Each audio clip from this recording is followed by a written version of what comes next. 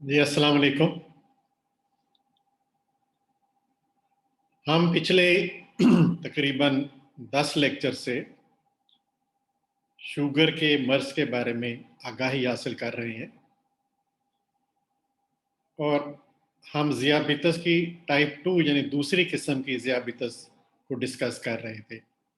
لیکن پچھلے 2 لیکچر میں نے قبل از ذیابیطس یعنی پری ڈائبٹیز کے بارے میں بات کی، کیونکہ وہ بات کرنا بہت اہم تھی، اس لیے کہ وہ ایسے عوامل یا ایسے عناصر جو کہ ہماری جسم کے اندر ظہور پذیر ہو رہے ہوتے ہیں لیکن ہم ان کو اگنور کرتے ہیں یا اس کا نوٹس نہیں لیتے، اور وہ بعد میں آنے والے وقت میں پوری طرح سے ذیابیطس کے مرض کی شکل اختیار کر لیتی ہے۔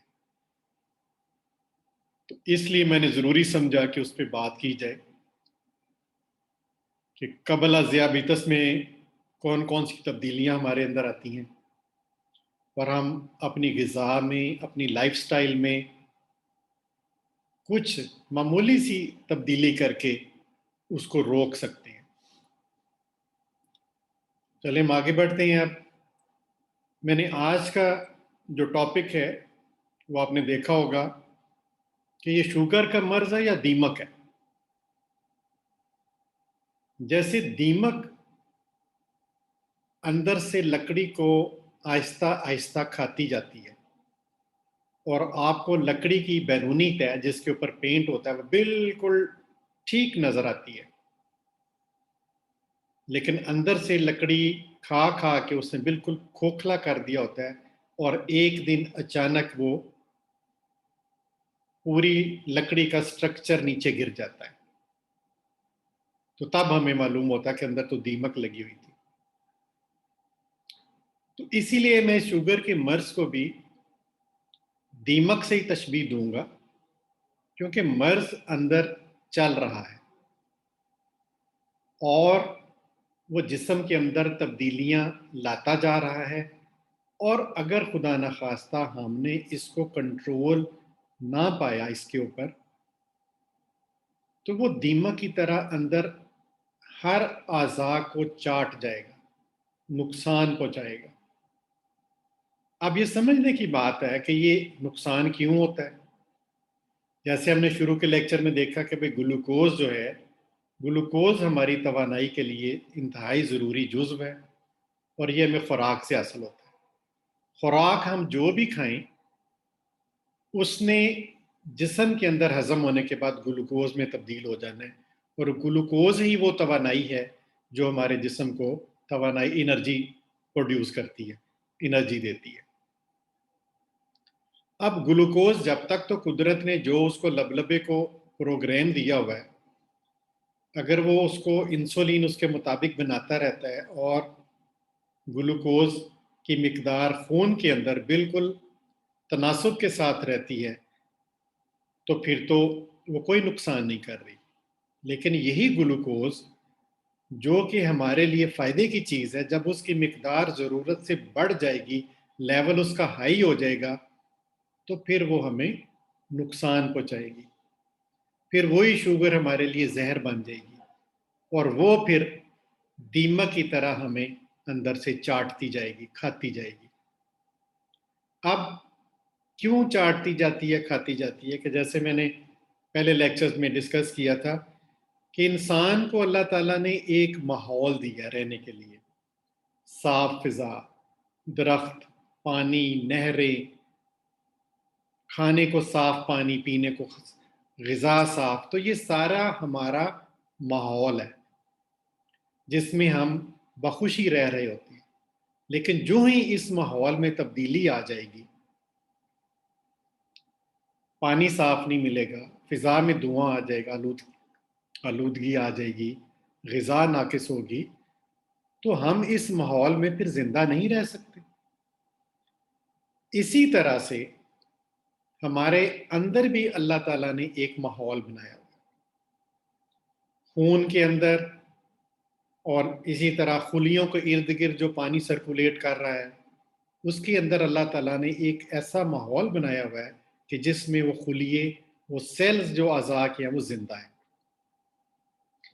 اور وہ تمام اجزاء جس طرح بیرونی طور پر ہوا، پانی اور یہ ساری چیزیں ہمارا ماحول بناتی ہیں، اسی طرح اندرونی طور پر بھی یہ تمام کیمیکلز جو ہے،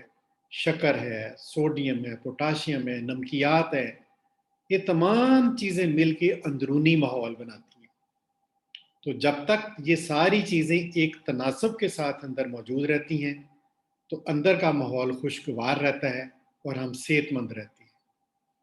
لیکن جو ہی یہ توازن بگڑ جاتا ہے، جیسے ذیابیطس کا مرض، شوگر کی مقدار، شکر کی مقدار خون کے اندر بہت زیادہ ہو جاتی ہے، تو اب یہی شکر ہمارے لیے زہر بن گئی ہے، اور صرف شکر کے بڑھنے سے یہ ناکافی نہیں ہے، بلکہ شکر کے بڑھنے سے دوسری بہت ساری تبدیلیاں آ جاتی ہیں، دوسرے الیکٹرولائٹس جو ہیں وہ ڈسٹرب ہو جاتے ہیں، سوڈیم، پوٹاشیم، کیلشیم، میگنیز، جتنے بھی کیمیکلز ہیں جو ہمارے لیے اللہ تعالیٰ نے اندر موجود رکھے ہوئے ہیں اور ایک خاص تناسب سے ہیں، وہ سب ڈسٹرب ہو جاتی ہے۔ تو اندر کا ماحول جب چینج ہو جاتا ہے تو شروع میں جب کم تبدیل ہوتا ہے تو سیلز یا خلیے اس کے ساتھ ایڈجسٹ کرتے جاتے ہیں اپنے آپ کو، وہ اپنی خلیے شور مچاتے ہیں جس کی وجہ سے ہمیں مختلف علامات آ رہی ہوتی ہیں، پاؤں کا سونا، نظر کا دھندلانا، مختلف علامتیں آ رہی ہوتی ہیں، وہ خلیے شور مچا رہے ہوتی ہیں، احتجاج کر رہے ہوتی ہیں اس تبدیل شدہ ماحول سے۔ تو جب تک تو وہ احتجاج کرتے ہیں اور ماحول کے ساتھ وہ کمپرومائز کر کے اپنے آپ کو ایڈجسٹ کرتی ہیں تو سلسلہ چلتا رہتا ہے، لیکن ایک وقت آتا ہے کہ خلیے ہاتھ کھڑا کر دیتے ہیں، بھائی اب ہم اس ماحول میں زندہ نہیں رہ سکتے، یا تو اس کو ٹھیک کرو نہیں تو ہم مرنے لگیں۔ تو وہ پھر سیلز اس ماحول کے اندر خودکشی کرنے لگ جاتی ہیں، اپنے آپ کو مارنے لگ جاتی ہیں۔ نتیجہ کیا ہوتا ہے؟ ہمیں پتہ چلتا ہے وہ جی نظر بھی گئی، گردے بھی گئے، دل بھی گیا، جی فالج بھی ہو گیا۔ تو یہ وہ خودکشیاں ہیں جو خلیے پھر کرنے لگ جاتی ہیں اس ماحول کی تبدیلی کی وجہ سے۔ تو خدارا شوگر کو بالکل ایک دیمک کی طرح لیں کہ یہ اندر لگی ہوئی ہے، اور اگر ہم نے اس پہ قابو نہ پایا تو یہ تمام خلیوں کو، تمام اعضاء کو کھا جائے گی۔ اکثر کہا جاتا ہے کہ دوائیاں لگ جاندی ہیں، دوائی نہ دکھنا ڈاکٹر صاحب، تو بھائی مرض جو اندر دیمک کی طرح لگا ہوا ہے وہ جو کھا رہا ہے اس سے کم نقصان دہ اگر ہم ادویات کھا کے اپنے آپ کو محفوظ کر لیں اس نقصان سے، تو کیا یہ بہتر نہیں ہے؟ چلیے اب آگے انشاءاللہ اگلے لیکچر میں ہم اسی ذیابیطس ٹائپ 2 کو کنٹینیو کریں گے۔ اپنا خیال رکھیے گا، اور یہ ویڈیو لائک کریں، پسند آئے تو دوسروں کو ضرور شیئر کریں، یہ صدقہ جاری ہے۔ السلام علیکم، خدا حافظ۔